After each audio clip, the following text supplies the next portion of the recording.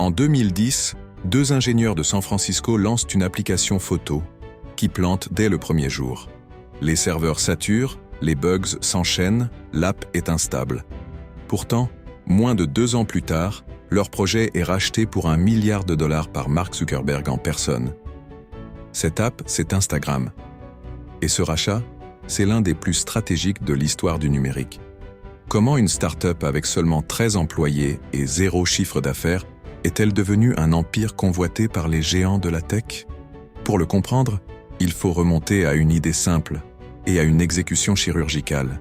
Tout commence avec Kevin Systrom. Diplômé de Stanford, passionné de photos, il bosse chez Google mais n'y trouve pas sa place. En 2010, il décide de se lancer dans l'aventure entrepreneuriale.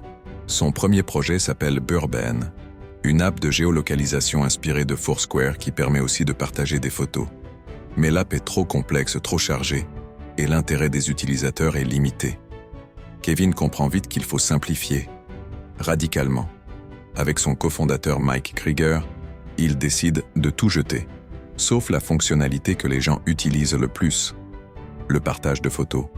C'est le pivot.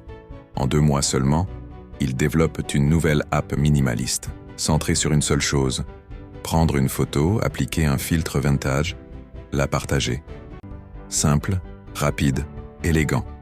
L'app s'appelle Instagram. Le 6 octobre 2010, elle était mise en ligne sur l'App Store. En 24 heures, elle dépasse les 25 000 téléchargements. En moins d'une semaine, ils atteignent 100 000 utilisateurs. En 2 mois, 1 million. Personne n'avait vu une app mobile croître aussi vite. Ce n'est plus juste une tendance, c'est un mouvement. Mais ce succès éclair repose sur plusieurs décisions clés. D'abord, l'expérience utilisateur est ultra fluide. Un seul écran, un seul bouton, aucune friction. Ensuite, l'app transforme n'importe quelle photo banale en une image artistique. À une époque où les appareils photo des smartphones sont encore médiocres, c'est un game changer. Enfin, Instagram surfe sur la montée de l'iPhone et de la culture mobile first. Ils arrivent au bon moment, avec le bon produit, dans le bon format. Et ce n'est pas un hasard. Kevin et Mike écoutent les utilisateurs en temps réel, corrigent sans cesse, améliorent chaque détail de l'interface. Leur obsession, la simplicité au service de la beauté. Mais le défi maintenant, c'est de tenir. L'équipe est minuscule, les serveurs explosent. Chaque nuit, Kevin et Mike doivent redémarrer manuellement l'infrastructure pour éviter la panne totale.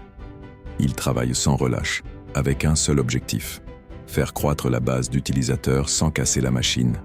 Et ça marche. Au printemps 2012, Instagram compte 30 millions d'utilisateurs, sans aucune version Android. À ce moment-là, les géants de la tech commencent à s'inquiéter. Twitter propose un rachat, Google aussi. Mais c'est Mark Zuckerberg qui agit le plus vite. Zuckerberg comprend l'enjeu. Instagram, c'est une menace directe pour Facebook, surtout chez les jeunes. C'est aussi une opportunité. Capter l'attention mobile, créer une nouvelle génération de créateurs et dominer le partage visuel. Alors il appelle Kevin, et en quelques jours à peine, l'accord est conclu. $1 milliard pour une app qui ne génère pas un centime. C'est un choc dans la Silicon Valley. Certains disent que c'est une folie, d'autres parlent de génie. Et surtout, c'est un signe que la guerre des plateformes vient de changer d'échelle. Ce n'est plus une course à l'innovation, c'est une course au rachat stratégique. Mais Kevin Systrom accepte, parce qu'il garde une forme d'autonomie, et surtout, parce qu'il sait que l'avenir d'Instagram dépend de sa capacité à se déployer à l'échelle mondiale. Avec les ressources de Facebook, l'app accélère, lancement sur Android, intégration à l'écosystème, croissance fulgurante. 2 ans plus tard, Instagram dépasse les 200 millions d'utilisateurs. En 2018, ils sont 1 milliard. Aujourd'hui, l'app est au cœur de la stratégie de Meta, aux côtés de WhatsApp et Facebook. Elle influence la mode, la politique, la culture, l'économie des créateurs et génère des milliards de revenus publicitaires chaque année. Ce qui rend cette histoire fascinante, ce n'est pas juste la vitesse, c'est la précision. Le bon pivot au bon moment, une exécution minimaliste, centrée sur l'expérience et une capacité à dire non à tout ce qui ne sert pas l'essentiel. Kevin Systrom aurait pu vouloir tout faire. Il a choisi de faire moins, mais mieux. Et ce choix, c'est ce qui a tout changé. Instagram nous rappelle que l'innovation n'est pas toujours une question de technologie. Parfois, c'est juste une question de clarté, de vision, de timing et de courage. Parce que simplifier, pivoter, refuser d'ajouter des fonctionnalités qui ne servent à rien, demande plus de force que d'en rajouter. Et surtout, accepter un rachat au sommet, au bon moment, c'est une autre forme de lucidité. Une décision que peu d'entrepreneurs auraient eu le sang-froid de prendre. Et qui a objectivement changé le destin de la plateforme. Alors maintenant, demande-toi, si tu avais été à la place de Kevin Systrom, est-ce que toi, tu aurais accepté de vendre Instagram pour 1 milliard? Dis-le-moi en commentaire. Et si ce genre d'histoire t'inspire autant que moi, pense à t'abonner à The Biz Hackers pour découvrir d'autres récits vrais de fondateurs qui ont transformé leur idée en empire.